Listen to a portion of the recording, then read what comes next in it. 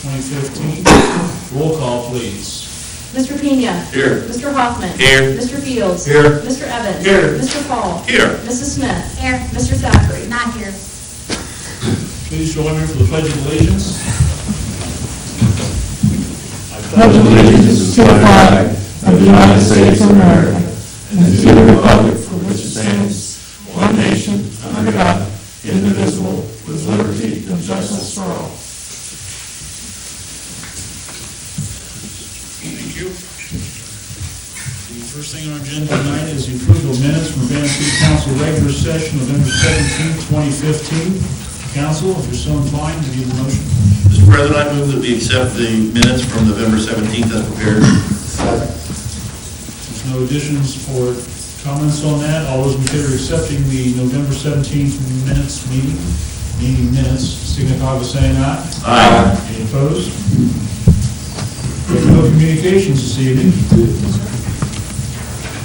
Administrative reports from Board Control, Madam Clerk. Number 1, the Board of Control recommends council increase purchase order number 20305 to Blaubrand, Herbert, Kessler, and Miller for employment law support by $15,000. The additional amount will be charged to general fund, non-departmental, and is not in the 2015 budget. See attached. Okay, council, to speak to this, we need a motion, please. So moved. Second. This is a blanket order for employment law guidance for legal services. We opened the blanket. I think it's in your packet. The blanket was open for this year, $2,900. We increased it in September. We added $3,000. Then it came back to council in October, and we added $7,000. We anticipate this issue's coming to closure about the middle of December. Not knowing where we're going to end up, we just wanted to make sure we had enough funds in the account to handle the legal expenses November into December, so we don't end up missing any kind. We don't have to do a reappropriation after the 15th. So we just need to put funds in the line item to get us through the end of the year. Mr. Fields, questions? None. Mr. Evans? This is for the union negotiations with the employees, correct? This is outside of the negotiations. This is separate legal costs associated with employment law, employment issues, but not directed to negotiations. Okay, when you say outside the employment issues, are you talking about representation for fact-finding and It's representation for the city while we deal through various, with the union contracts? not union contracts. This is union contracts. We haven't had any outside counsel unless it's an occasional question. So this is strictly around an issue that's been ongoing for the last several months, and we're going to hopefully wrap it up in the next couple of weeks. And we have $8,000 invested now, and you're asking for 15 more. We just want to make sure we have enough money in the line item to get us through the end of the year. And this is a sensitive issue that a lot of things can't be said about. But Can't discuss it in open. But this involves a former employee that It's employment felt that issues. Yeah. he was let go without just cause. So we're talking $23,000 possibly. Depends on where we end up through November, December. We haven't seen the November invoice I yet. just wanted to make sure it wasn't with the union contracts. That's all I have, Mr. Hess. No questions, thank you. No. Mr. Peach? No questions, thank you. Mr. Hall? No questions. Okay. Hearing no more, all those in favor accepting the Board of Control's recommendation to increase the purchase order 203050 to Boonhart, Hoover, Kessler, Miller for $15,000, signify by saying aye. Aye. Any opposed? No. Let the record show Mr. Evans voted no. Passes. 5-0.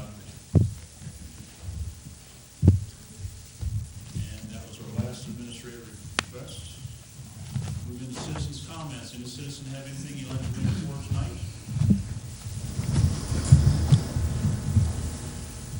Okay, we'll move into ordinances and resolutions, Madam Clerk. Third readings. Ordinance number 3948-15, an ordinance to amend the City of Urbana's emergency snow removal ordinance section 901.06 and declaring it an emergency.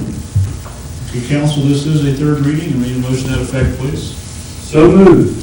Second.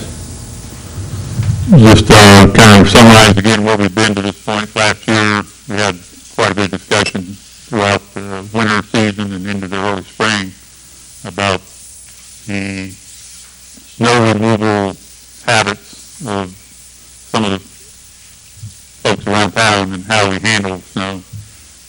In reviewing our current ordinance, it addresses it in the fact that it says people need to keep their sidewalks clear, need to keep it free from ice, and it kind of falls under the general nuisance guidelines. One of the other issues that was brought up as observations were people clearing parking lots and pushing snow out of the parking lots and depositing it into the public streets, as well as sidewalks, blowing it into the street, not necessarily trying to pile it someplace out of the way. The crux of this is the current ordinance was put into the books in 1984, so we needed to update the entire ordinance anyway. So we kind of evaluated and combined the two in the fact that we now have an ordinance that addresses keeping sidewalks, curbs, and gutters clean. It's the responsibility of the property owner not to push it into the public streets to where it becomes a hazard for the public trying to maneuver through the streets and around the city.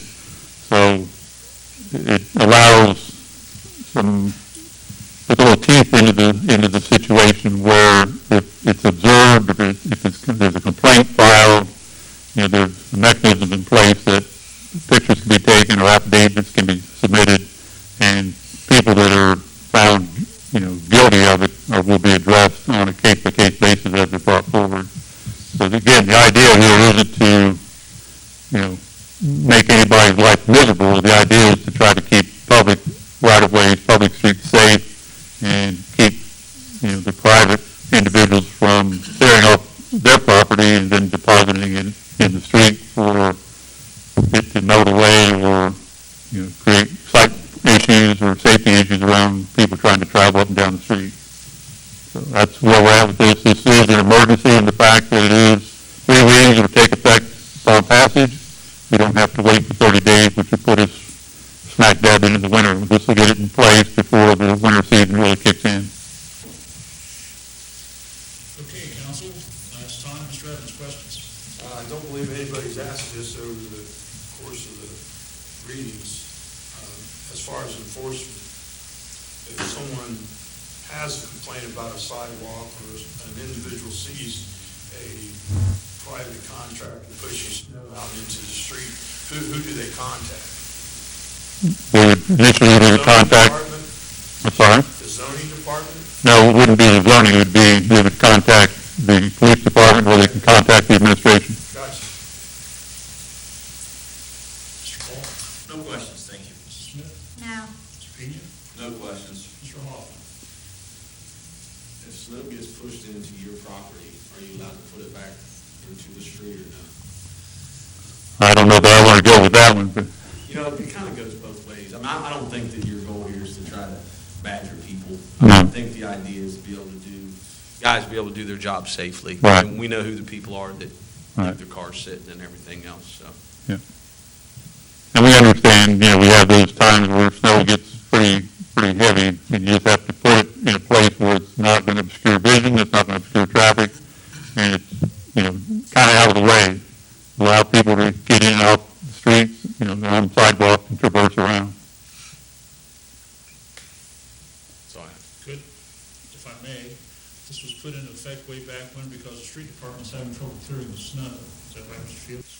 that would be right. And we asked that the cars be able to declare emergency, the cars taken off the street so they can clear the snow. That's what the original part of this was, so that's changed quite a bit.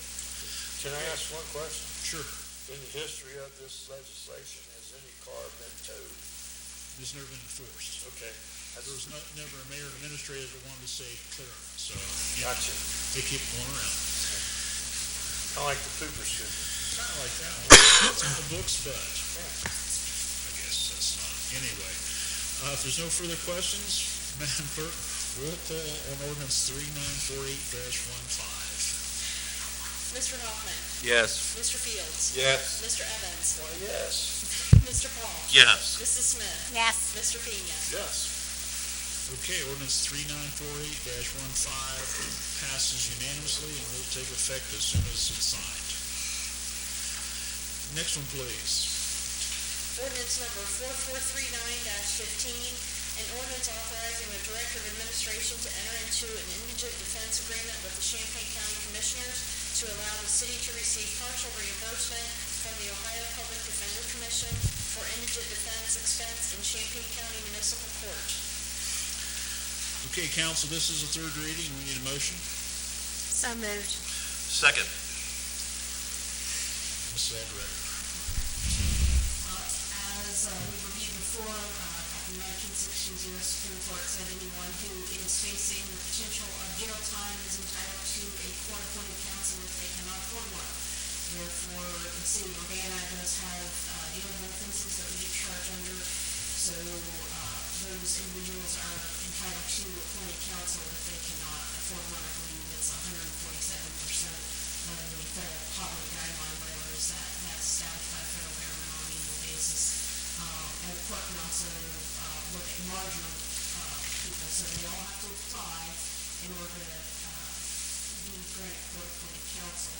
But again, this is only for us to get reimbursement for people who are charged under city ordinances, generally OBIs. What we have budgeted for next year is $10,000. So this does allow us to get a small share of that back from the Ohio Public Defender Commission through their agreement with the Champaign County Commission. Mr. Paul, questions? No. Mrs. Smith? No. Mr. Pena? No questions. Mr. Hoffman? No, sir. Mr. Fields? No. Mr. Evans? Ms. Law Director, in the calendar year, of course, it's not over yet, but in 2014, how much did we spend on this program for providing lawyers to people that can't afford? When you say we, I can't say for the city, that would be finance director question, but as far as overall, it doesn't just include first offense, people who are coming in with a new case file. It also includes contempt charges and things like probation violations. So I know that there was $10,000 budgeted for 2014 as well, and I do not believe we went over budget on that number. Now, would you agree with me if I made a statement that when someone gets called into court for an OVI and it's their first time, that they should be entitled to that money or that defense, but on their second, they shouldn't get the money? Or they shouldn't get a I would disagree because the penalty is more severe than any time you're looking at a potential jail sentence. The Supreme Court of the United States has said you are entitled to a court-appointed lawyer, and it is presumed that you're indigent if you're sitting in jail. well, first time we'll take the hit, second time I think you ought to be on your own and go hire your own attorney. That's just my thought. I don't have anything else. I can tell you from my experience that most of the attorneys who practice in the municipal court are court-appointed. In fact, Mondays and Tuesdays, the pretrial docket is pretty much all court-appointed attorneys. So there's no incentive, if a guy gets in trouble for driving drunk, we just pay for him an attorney and. They do have to file an affidavit of indigency, and they have to pay a fee to. You see my point. There's no incentive not to do it. Either sit in jail or pay the fine. We give them a free attorney. There's mandatory jail. I understand. Okay, that's it. I'm done. Any other comments, council? Do they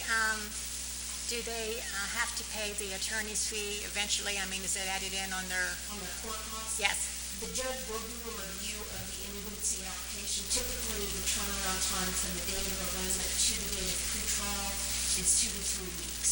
And the judge reviews their agency application, so if they've got a job in the meantime, and just today this happened, an individual who was in jail applied for a court-appointed attorney, and then the judge reviewed the agency application at the pretrial hearing and pled guilty and said you're going to have to pay whatever the attorney bills because you now have a job and you're not sitting in jail. Oh, okay. No, that's good. Thanks for asking that. Anytime, Al, for you. So yes, the judge can order that they pay whatever the attorney bills if they have a job. That's all. No more shot, council. Okay. Roll call on the passage of ordinance 443915. Mr. Fields. Yes. Mr. Evans. Yes. Mr. Paul. Yes. Mrs. Smith. Yes. Mr. Pena. Yes. Mr. Hoffman. Yes. Ordinance 4439-15 passes unanimously.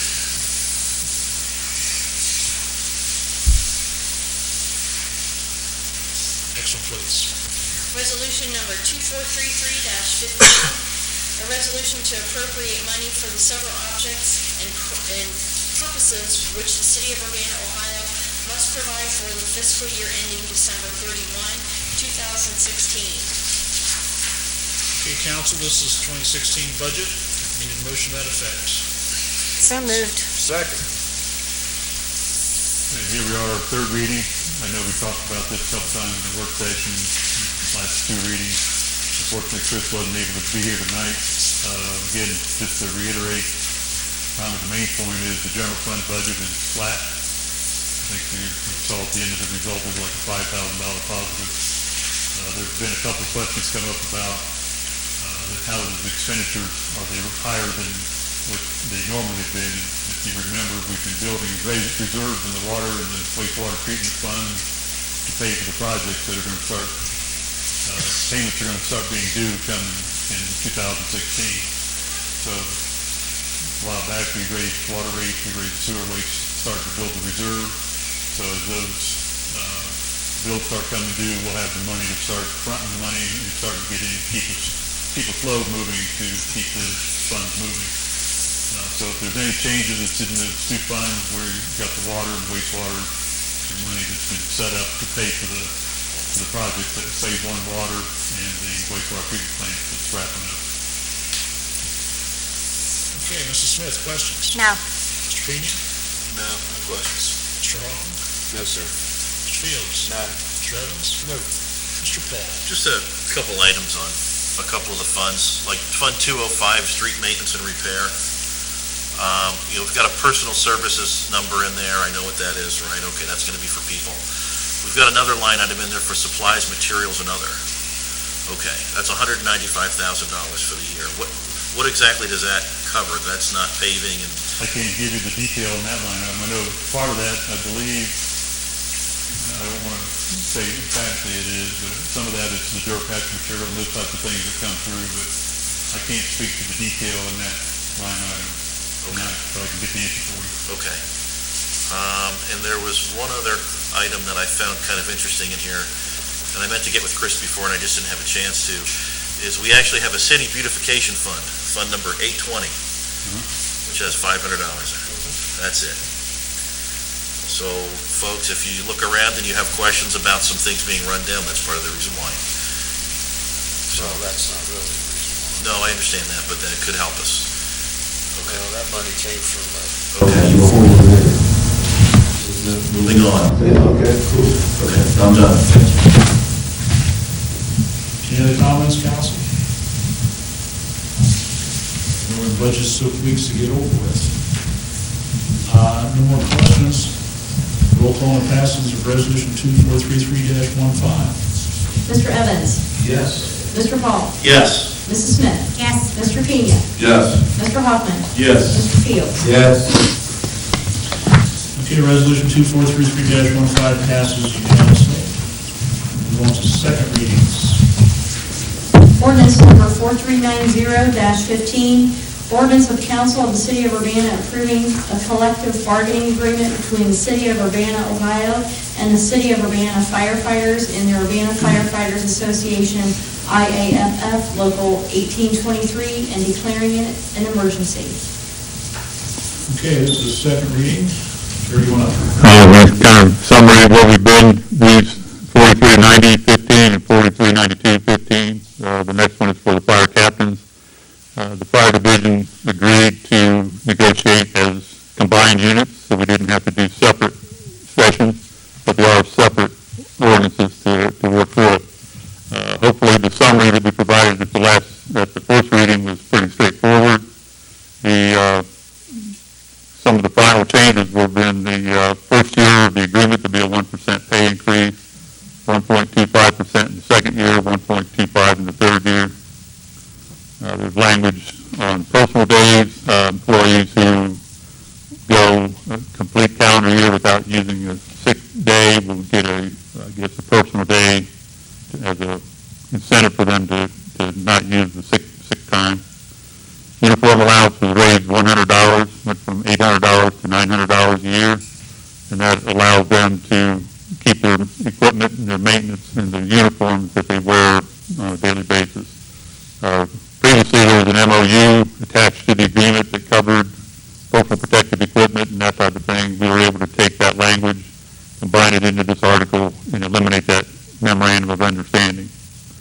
The education incentive plan, there was really no change in that other than just moving the date forward. So it stayed there.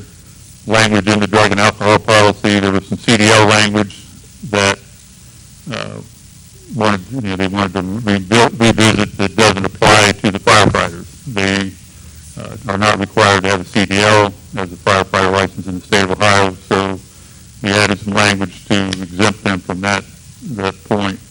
Again, the duration is a 3-year agreement, and we did add some language under Article 29, the grievance procedures under discipline and interpretation of the contract. We just added some clarifying language around how and what can be released and tied it around the public records law, the sunshine law, just so there was some comfort that we weren't going to be able to release anything that wouldn't be appropriate. So we followed the guidelines of the sunshine law. A lot of discussion. We spent a lot of time working through this, and when you look at the summary, you think, well, that shouldn't have been taking too much, but there was only maybe a few changes, but you get to touch through a lot of different articles to get to that point. So all in all, I think everyone came out, in a good position on this, and we're anxious to keep moving forward for the next 3 years. Pretty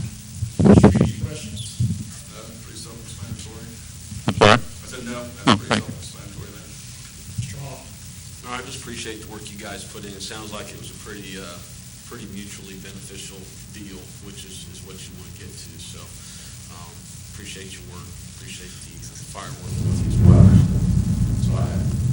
Mr. Fields? Mr. Evans? Mr. Paul? So assuming these pass, which I would be shocked that they did, but they would go into effect January 1st, correct? Well, actually, they'll go effect to the end of their contract date, which is November 15th. Oh, They'll go back to the original. Thank you, we did discuss that before. Right. Yeah, that's right, thanks for correcting me. No other questions? Mrs. Smith? No. Okay, hearing no more questions, we'll declare ordinance number 4390-15 to add a second reading. Next one, please. Ordinance number 4392-15, ordinance to council of the city of Urbana approving a collective bargaining agreement between the city of Urbana, Ohio, and the city of Urbana Fire Captains and the Urbana Firefighters Association, IAFF Local 1823, and declaring it an emergency. Can you repeat everything you just said? Same dissertation, so I don't need to repeat it. Any questions, council? Mr. Hall? No, sir. Mr. Fields? No, sir. Mr. Evans? No. Nope. Smith? No. Okay, hearing no questions, we'll declare ordinance 4392-15 to add a second reading. First readings, please. Ordinance number 4391-15, an ordinance approving a collective bargaining agreement between the city of Urbana, Ohio, and the city of Urbana Service Division's Public Employees of Ohio Teamsters Local Union Number 284, and declaring it an emergency. Okay, here we go. Hopefully, again, the summary is in your packet. Hopefully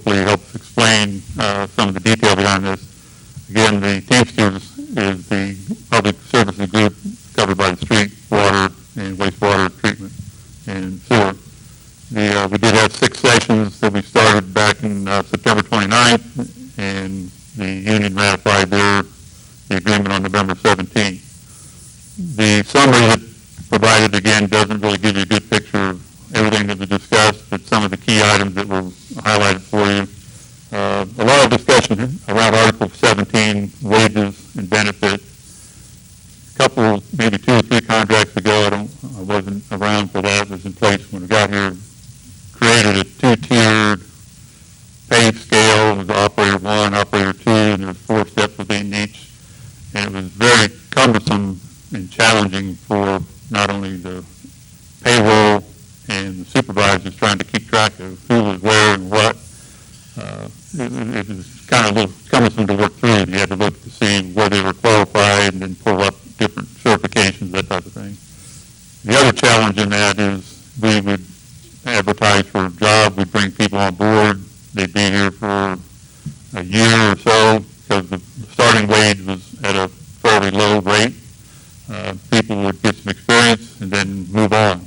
And we were kind of seemed like we were the training grounds for surrounding communities. People would come here, get some training, maybe get some certification or what have you, and then move on. So after a lot of discussion, we've taken and blown apart that pay scale and tried and built a single pay scale that is really straightforward based on your years of service and allows you to pretty well see at any point in time where your pay rate is. So in that contract or in that article, the first year was an adjustment. We went through and we lined up all current employees and their current rates. We tried to build a scale around that and kind of bump a little bit at the starting end so we could get people that are coming in qualified and stay with us. So it really was, some people got a little more raise than others, but it was just an adjustment in the entire scale. Year 1 was just a one-time adjustment across the unit. Year 2 is going to be a 1.25% increase, and year 3 is a 1% increase. Article 18 is on holidays. The holidays, again, was just more or less cleaning it up. It was made statements about what days were going to be taken, but the questions come up again, well, what if a holiday is on a Saturday? What happens if it's on a Sunday? So we went through each of the next 3 years and spelled out so we knew there was no misunderstanding of what days were actually going to be considered the holidays. Again, in the Article 22, similar to what we did with the fire division, an employee who works 12 months without using sick leave would be, incentive would be a day, a personal day added to their account. And again, it's a 3-year agreement, so it'll run for the next 3 years and expire in November of 2018. Those are kind of highlights. Mr. Hoffman, questions? Y'all don't miss a holiday, I know that. They don't miss any. I've never had my birthday off before anywhere. I've been in there for a while. I know. But no, I looked through it. It's pretty fair. It's a pretty fair deal. Mr. Fields? Just commend you guys on getting it done and everybody working together. Thanks. Mr. Evans? No comment. Mr. Paul? No, sir? Mrs. Smith? No. Mr. Pena? No questions. May I? How much does this contract cost us next year, dollar-wise? I don't have that, but I can find it for you. I'm just curious. Every contract costs us something, but I didn't know how much it was. Okay, no other questions? Ordinance 4391-15 is that a first reading? And that was the last one for this evening. Miscellaneous business. Where do you want to start? Mr. Fall, start in the middle. Okay, I will be happy to start. Again, good job with the contracts. I think those came out very well. Nice job, Carrie and team. My one piece of miscellaneous business is we didn't address something this year with regards to budget, I think for obvious reasons. And again, we talked about needing an additional ad or so for the police. I know we've had some additional turnover in the past couple of months. I'd really like us to focus on this year. I think we need to figure out a way to make it happen. I would think, based on some discussions I've had, we're needing at least 1, possibly 2 officers. Based on talking to Chris and understanding what the starting rate would be with benefits, I don't think it's outrageous for us to figure it out. So if we keep that on the front burner as we go forward this year, I'd really like to see if we can get that taken care of this year. I think it's going to be a priority, I think. That's all I have, thank you. Mr. Evans? I want to talk about the Q3 building. And I have some questions, and I want some clarifications for the citizens. There seems to be a group of people in the city that think that we own that building. And I wanted to bring that up so that you could clarify that. If you would, please. Who owns the building? It's currently still titled, owned by Q3 JNC LLC. It's still titled into Q3. And the county doesn't own it. County doesn't own it. We don't own it. We don't own it. And there's no insurance. Where's the camera? There's no insurance on the building. So all the money that we're spending down there is being paid by you guys.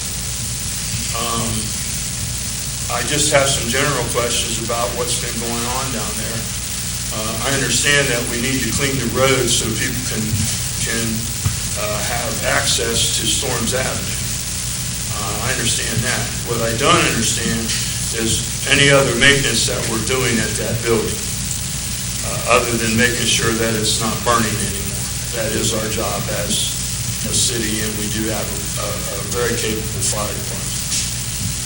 One question that was brought up to me today is why we landscaped the front of the building and removed what was there. We didn't landscape it, we did remove the vegetation across the front, part of the security of the premises that I'm sure Mark's planning on giving you an update on that project as well. The recommendation from a legal opinion was we need to secure the property, we need to prevent further entry, and so we met last Friday with a company that came in, Disaster Solutions, and they came in Saturday and they boarded up the windows, they secured all the openings, some of the larger openings inside the building, they were able to secure those and board those up, as well as board up some interior access to other parts of that building. We have an obligation, we have a duty to prevent what happened a couple weeks ago to happen again. We do not want anyone to get hurt.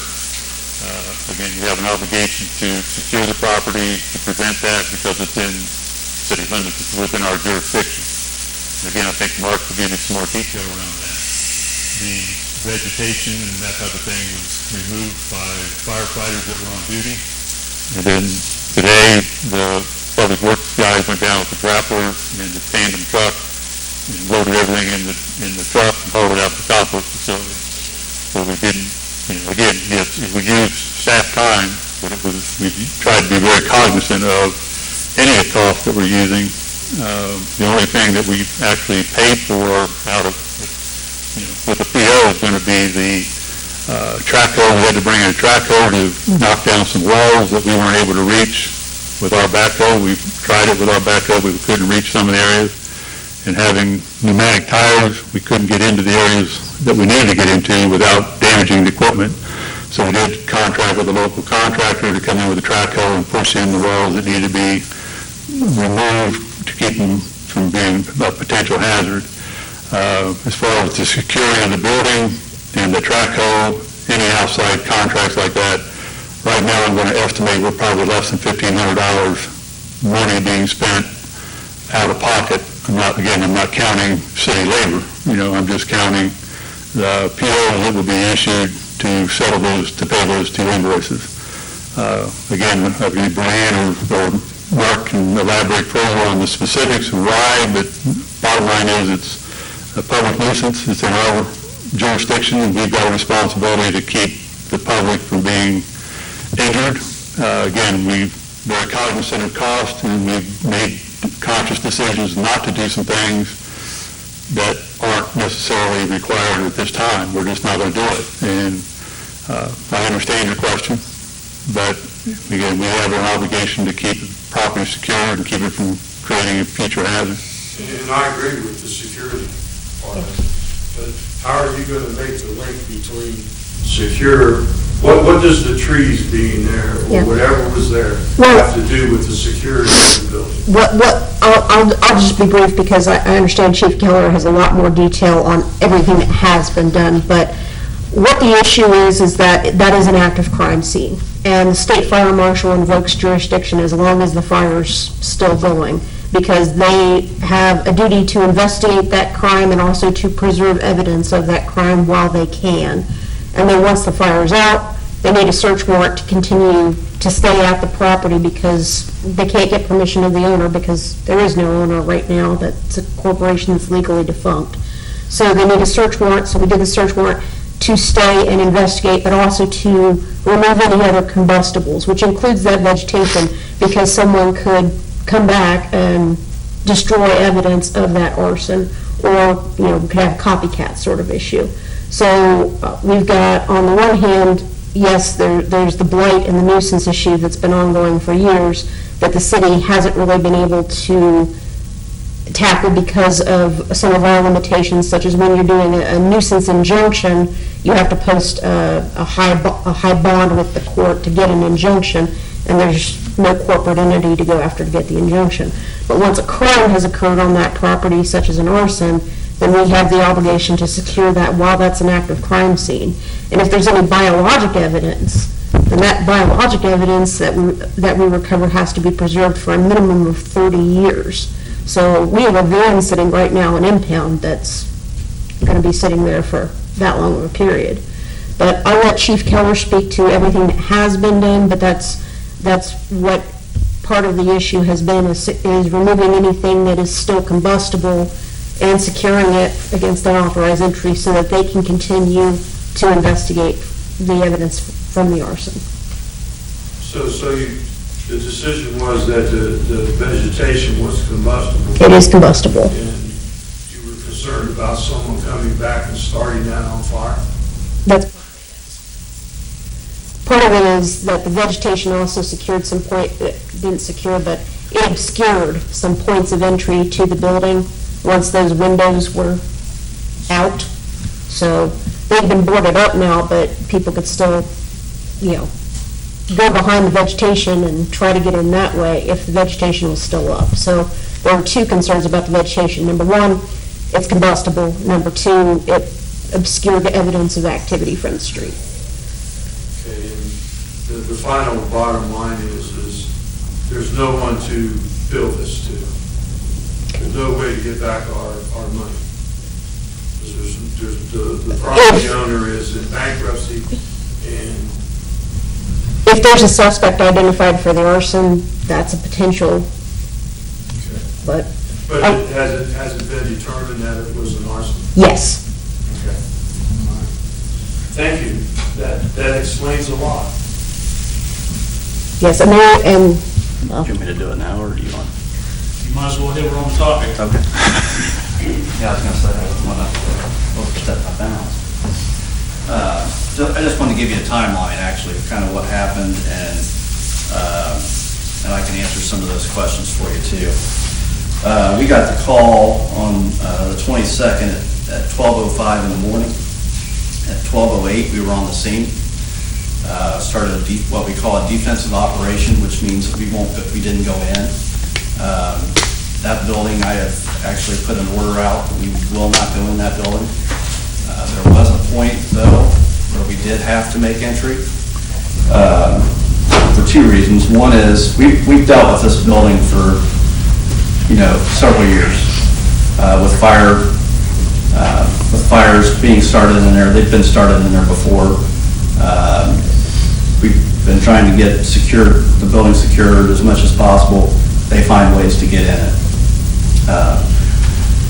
Some of the things that we had to do, though, we had to make entry into the front part, which was not necessarily quickly affected by the fire, but we didn't know if there was going to be kids in there that were potentially strung out on drugs, or if they didn't know what was going on or anything like that. So we made entry to check that area. Nothing was found. About partially through, about halfway through the incident, we were notified that there was a missing elderly female that was in the area that we were unable to locate. Law enforcement was unable to locate. So we did make entry into another portion of the building, which was on fire, just to do a quick check with our thermal imaging camera to make sure that she wasn't in there. and we found out later that she was located, I think it was maybe later that morning. So about 1:04, so roughly about an hour later, we started having partial collapse of the two-story southeast corner of the building, and then subsequent collapse of that whole area shortly thereafter.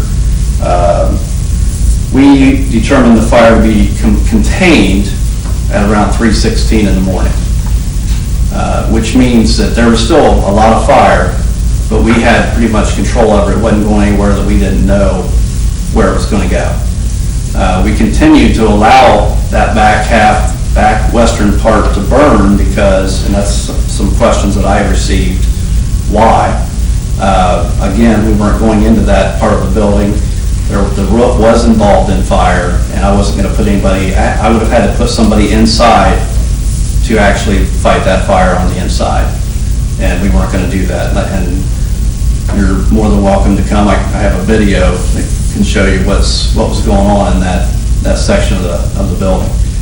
So we actually did what we call control burn, that part, to let that roof burn off, which I think is a good thing, because that way we don't have that potential for people to go in there and get injured or anything like that as much. Monday morning then, we just so you know, we stayed there until Friday evening. We had crews there because we still, actually right now there's smoldering fires in that building. But we stayed there till around the clock until Friday evening, the next Friday. But Monday, the fire investigator arrived. We had already done some preliminary investigation. We can pretty much tell where it started. We can tell pretty much what was ignited because we've been in there numerous times. We actually have pictures of what was ignited because we've planned for this for some time. We knew it was going to happen at some point. Then we also started looking at the walls that were unstable, and that's when we called for a contractor to come in and push those walls in so that somebody wouldn't get hurt, whether it be firefighters or somebody wandering into that building.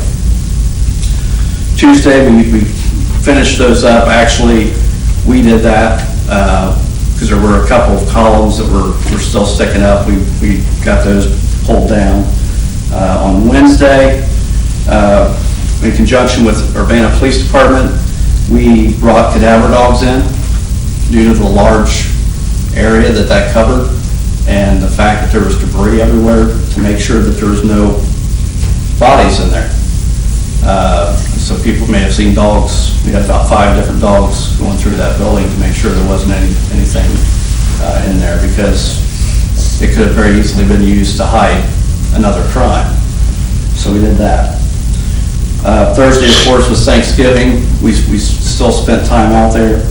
On Friday, we did go ahead and do the administrative search warrant to start the process of removing combustibles, as well as allowing the other contractor to go in there and start looking at how we're going to secure this building.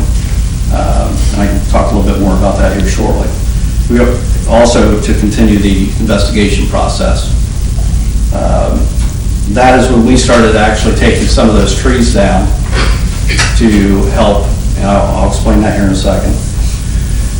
Saturday, with the company came in, did the securing of the building. The building right now is probably more secure than what it's been since it was opened, to be honest with you, and there's a reason for that.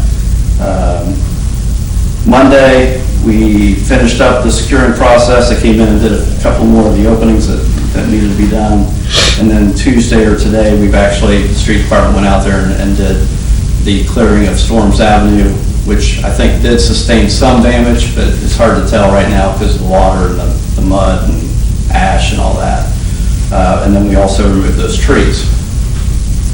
The reason those trees needed to be removed, and I've been asking for those trees to be removed for a couple of years, okay? Because every time we secured that building, they were finding ways in.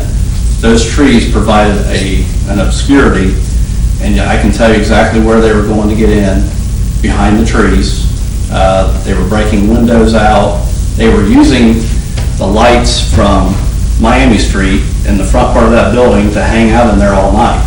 And sometimes, potentially, I think some of them slept there, which is another reason why we went and searched that area to begin with. Those trees needed to be removed for two reasons. One is a security reason, and the other is that we need to be able to see what that building's doing if it's on fire. There's still a large fire load in that building, more so than what was in the back. Okay, the only thing burning in the back of that building was the floor and the roof. But it did, put off a lot of fire and a lot of smoke. So by fire load, you mean potential combustibles? Yes. Okay. Yeah. You're talking about there's drywall walls up there, furniture, things like that, that could potentially cause more problems. But we need to be able to see what that building's doing if there was a fire in there at that area, whether it's potential for collapse or to locate where the fire actually is so that we can determine what our tactics would be at that point in time. So that's one of the main reasons why those trees were removed.